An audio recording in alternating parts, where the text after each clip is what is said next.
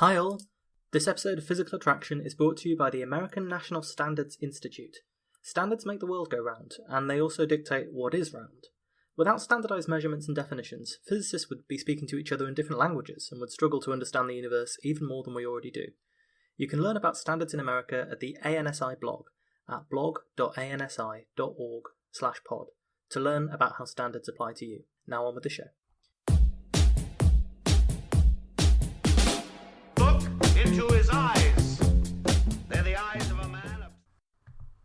Hello and welcome to this episode of Physical Attraction, where we're finishing our series on Isaac Newton.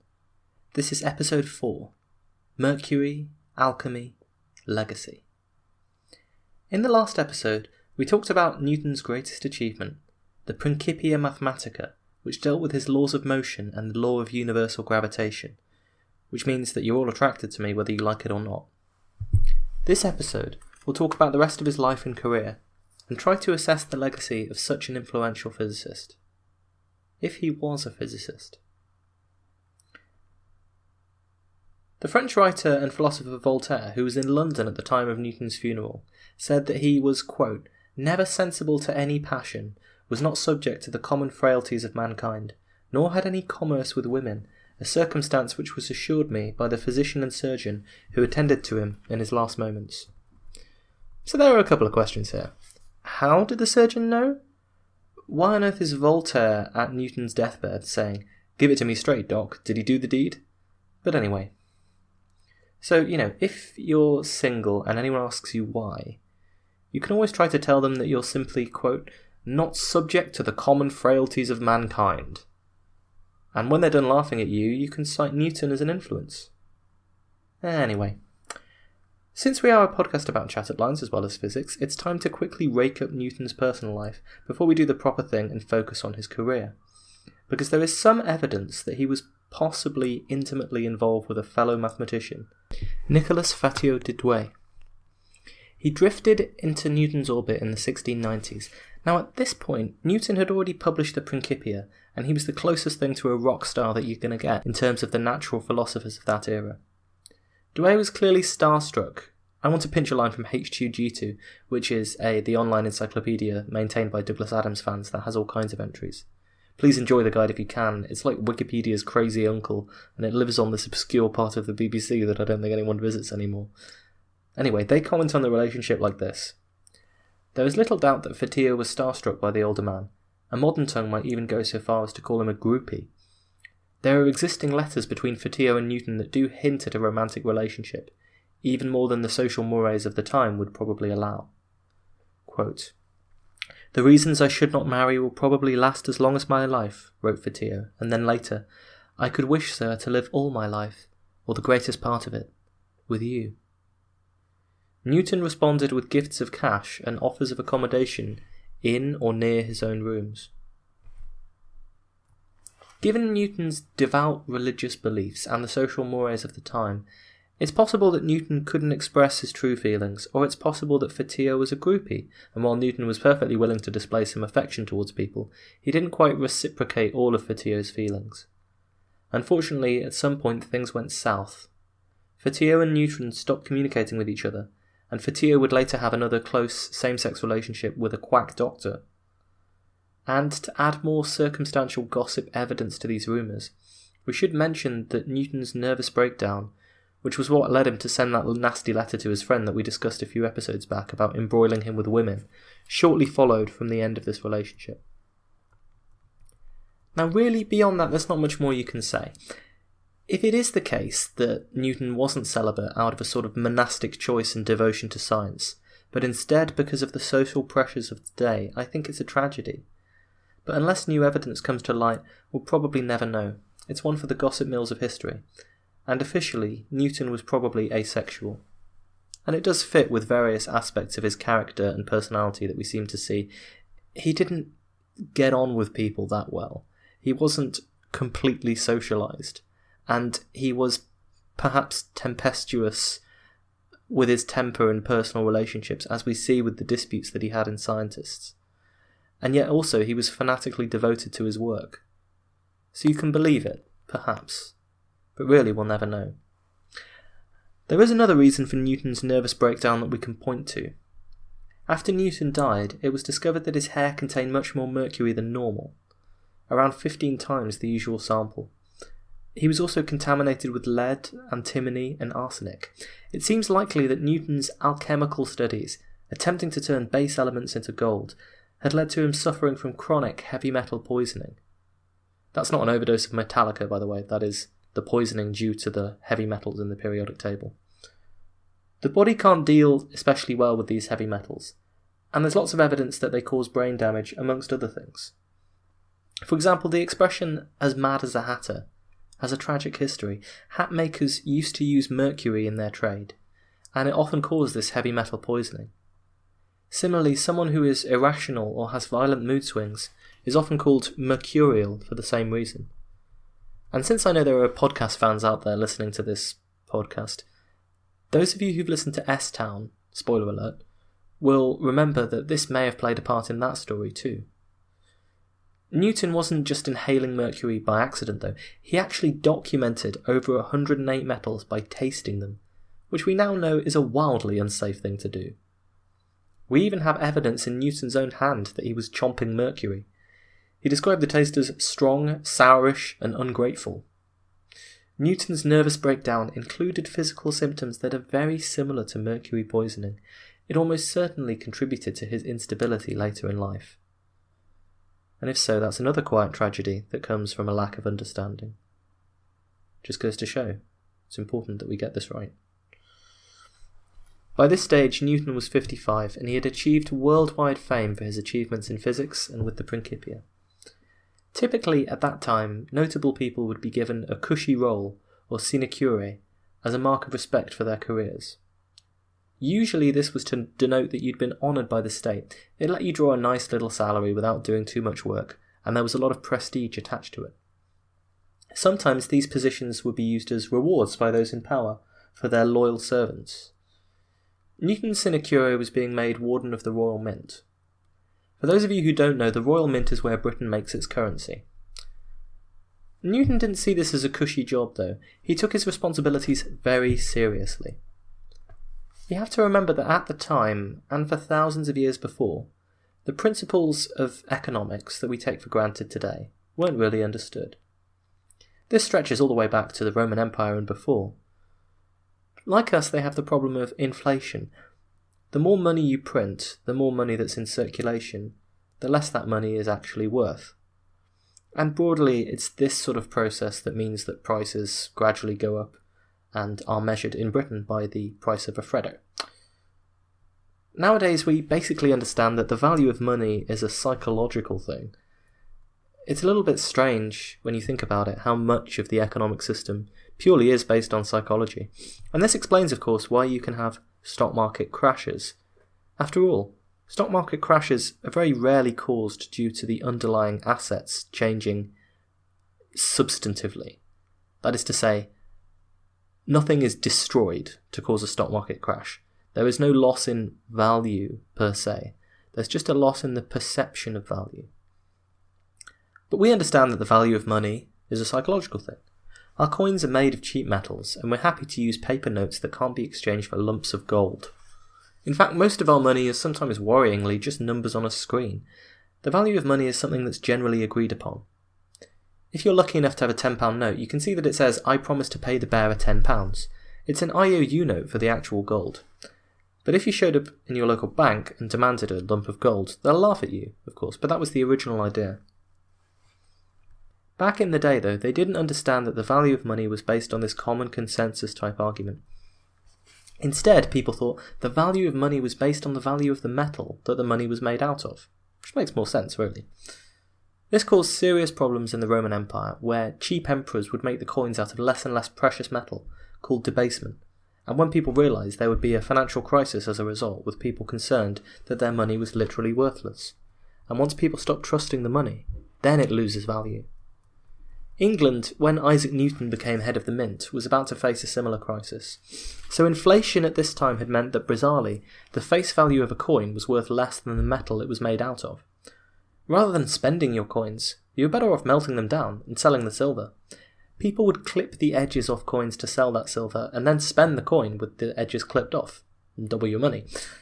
Forgery was common, although you did need an actual forge for forgery, with people producing debased, low silver coins and passing them off as real. And to make matters worse, Britain was running out of silver and coins as people melted them down and sold the silver abroad. To cap it all off, they were in some very costly wars with France, and if you can't pay your soldiers, or they think the coins they're being paid with are worthless, well, there's plenty of headless Roman emperors you can ask about that. Newton had a very simple but radical solution to this crisis.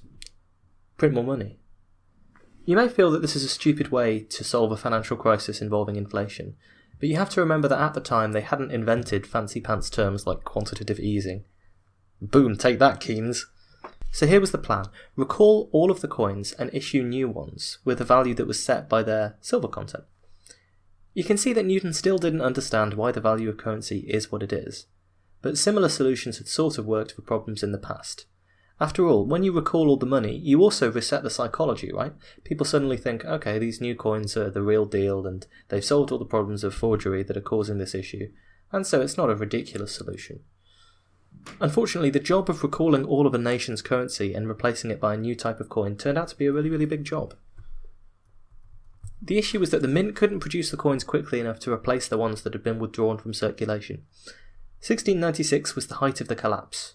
With barely enough money circulating in the system, people were reduced to bartering for goods and services in the old style. 7 chickens for my wooden barrel, that type of bartering. Newton had to get down and dirty in the mint itself, taking up some cramped lodgings in London. In a sense, he kind of invented the much maligned profession of management consultancy. He went through the mint's operations, worked out where the inefficiencies were, changed things around. And under Newton, the mint went from producing £15,000 in 1690s money to £100,000, and eventually the fiscal collapse was staved off. He moved the currency onto the gold standard, which helped to stabilise things further at the time. Alongside this, he was actively involved in the prosecution of forges. In the 17th century, forgery was a capital crime, punishable by death.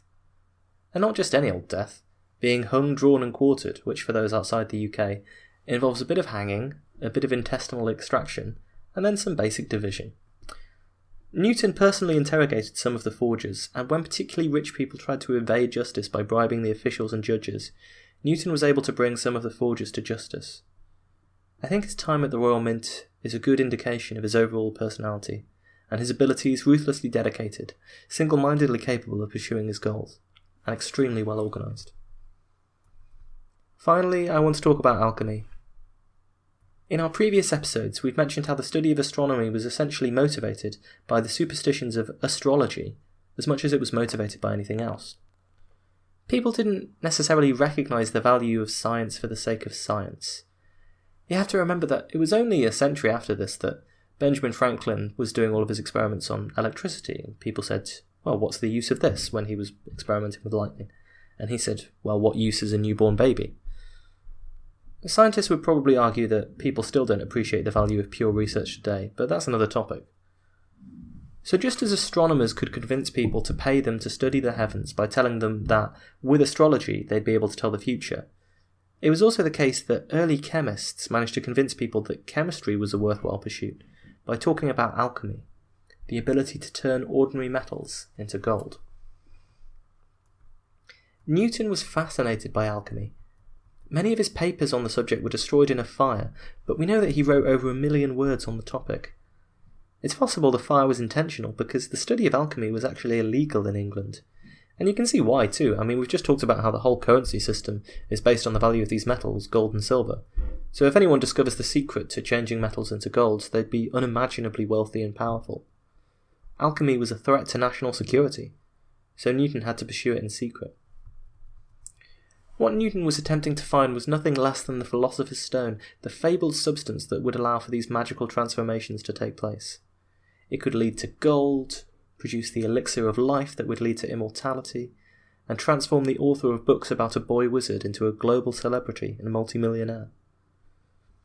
Newton had an interest in history, and he wrote a chronology of ancient events. In Newton's day, people were still trying to make sense of all of the documents that have come down to them from the ancients, unsure of what happened first and what happened last. Indeed, there are still some people today who try to come up with alternative chronologies, like the Fomenko chronology. If you're interested in conspiracy theories in history, look that up, because some of the claims he makes are absolutely wild.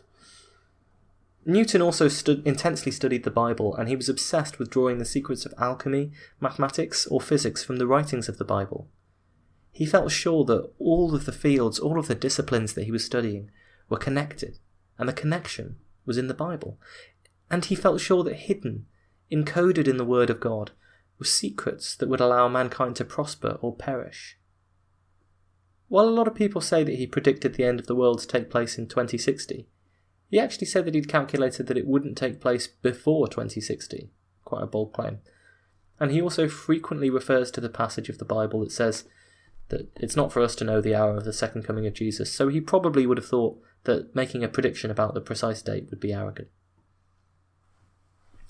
People often present this alchemy and this biblical obsession as a shameful dark side of Newton's character, irrelevant nonsense that he also believed in, superstition, while he was advancing physics. But I think this is unfair. For a start, we already talked about how his belief in the occult meant that it was easier for him to accept the weirdness of gravity, a spooky force that can act over any distance, compared to some of his contemporaries. And in many ways, his theories on light were also influenced by his occult readings. The idea that white light contained all of the different colours of light, and that a prism would allow you to separate them out. Well, this was somewhat similar to the idea that matter contained within it all the other forms of matter, and the Philosopher's Stone would allow you to extract the golden part, separate it out from the base metals. Alongside the fact that the occult beliefs may have helped his physics, we need to understand the world as it was at Newton's time. The scientific method was a source of truth, but it was not automatically accepted as the only source of truth. If you believe that the Bible is the word of a divine being, then surely it only makes sense to search for clues there, a deeper sort of truth.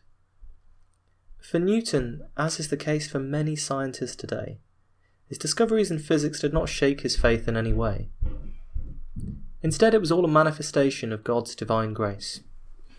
He said, quote, "The most beautiful system of the sun, planets, and the comets could only proceed from the counsel and dominion of an intelligent and powerful being." In some ways, Newton wasn't so much a physicist as a seeker of truth. To him, with so much of the nature of reality invisible and poorly understood, all of his studies were worth pursuing. After all, it's only afterwards that we've picked and chosen parts of them that we recognise to be true with more detailed experiment and rigorous thinking. But to Newton, all of his studies were parts of a bigger whole. Physics, mathematics, alchemy, religion, patches in the quilt of the universe that all contributed to our understanding. In each field, he felt like he was approaching the truth. It was this, above all things. Plato is my friend, Aristotle is my friend, but my best friend is the truth, that motivated Newton until the end of his days. Isaac Newton, knighted by the Queen, died in 1727 in his sleep. He had lived a good life, and a long life. He was buried alongside royalty in Westminster Abbey, and his legacy will always be with us. What did Newton achieve? He laid the foundations for modern physics. With the principles of Newtonian mechanics carefully applied, you can calculate all kinds of motions in the day-to-day world. And Newtonian gravity is good enough for us to map out the solar system and understand how gravity works on Earth to an astonishing degree of accuracy. Without Newton, perhaps others would have discovered his laws, maybe a little from his rivals like Hooke and Huygens, but it would have taken longer, and history would be deprived of a towering genius. And also, the ideas of the scientific method that Galileo and Newton were early proponents of, became more and more embedded in the system as people realised just how useful they could be. It seemed like these guys were onto something. And Newton cast such a long shadow over our cultural and social history. In him, we see one of the very early examples of the mad scientist, the figure who sees things that others don't, perceives things that others don't, through painstaking, endless work, slaving away, manages to unlock some of the secrets of the universe, although socially he may leave a little bit to be desired. The famous economist John Maynard Keynes, whose theory of Keynesian economics, for better or worse, governs much of how we think about economics in the modern world, has this to say about Newton. He said, quote, "In the 18th century and since, Newton came to be thought of as the first and greatest of the modern age of scientists, a rationalist, one who taught us to think on the lines of cold and untinctured reason. But I do not see him in this light. I do not think that anyone who has pored over the contents of that box, which he packed up when he finally left Cambridge in 1696, and which, though partly dispersed, have come down to us, can see him like that. Newton was not the first of the age of reason. He was the last of the magicians, the last of the Babylonians and Sumerians, the last great mind which looked out on the visible and intellectual world with the same eyes as those who began to build our intellectual inheritance rather less than 10,000 years ago.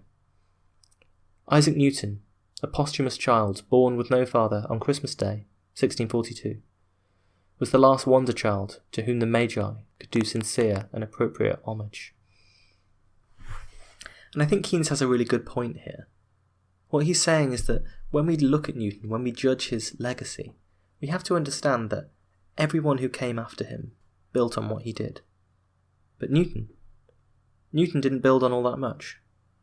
There were a few things, but in much of science, what existed before Newton was just what Aristotle had said thousands of years ago. And that's what Keynes means when he says that he looked out on the visible and intellectual world with the same eyes as those who began to build our intellectual inheritance rather less than 10,000 years ago. He was the last of the non-scientists. The inscription on the base of his tomb reads, "Here is buried Isaac Newton, Knight, who by a strength of mind almost divine and mathematical principles peculiarly his own, explored the course and figures of the planets, the paths of comets, the tides of the sea, the dissimilarities in the rays of light, and what no other scholar has previously imagined, the properties of the colours thus produced. Diligent, sagacious, and faithful, in his expositions of nature, antiquity, and the Holy Scriptures, he vindicated by his philosophy the majesty of God, mighty and good, and expressed the simplicity of the gospel in his manners. Mortals rejoice that there has existed such and so great an ornament of the human race." End quote. Newton, meanwhile, learned the lesson of many scholars. The more you study something, the closer you come to understanding it, the more you realise the vast quantity of what you don't know. He said of his own life, "I do not know what I may appear to the world, but to myself I seem to have been only like a boy playing on the seashore, and diverting myself now and then, finding a smoother pebble or a prettier shell than ordinary, whilst the great ocean of truth lay all undiscovered before me." And so I wrote him a quick poem based on that quote. "The sun rises, and on the beach there's a little child gathering shells.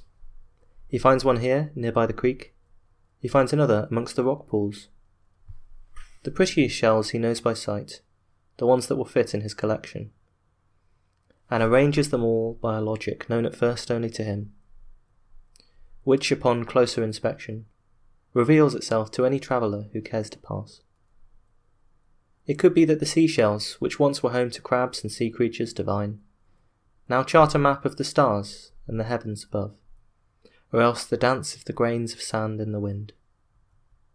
The sun goes down, the child goes home, the tide comes in, the world turns, but the shells remain."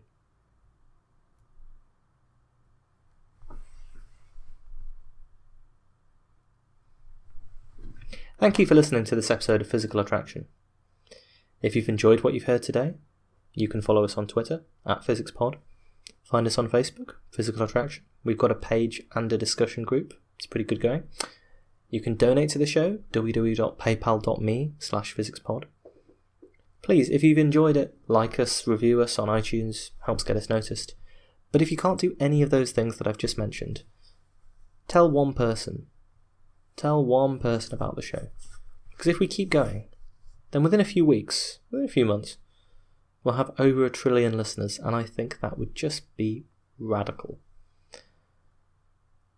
If you have any questions or any topics that you'd like to see on future episodes of the show, then you can email us at physicspod@outlook.com, Or you can contact us on Twitter. I'm on there far more often than I should be. Or you can go to the website, www.physicspodcast.com, where every episode has a comment section. I read all those comments, so if you have any comments that you want to make about the show, any questions you want to ask for a future listener questions episode, that's the place to go, because I'll see it. Until next time, be kind to each other, and keep picking up seashells.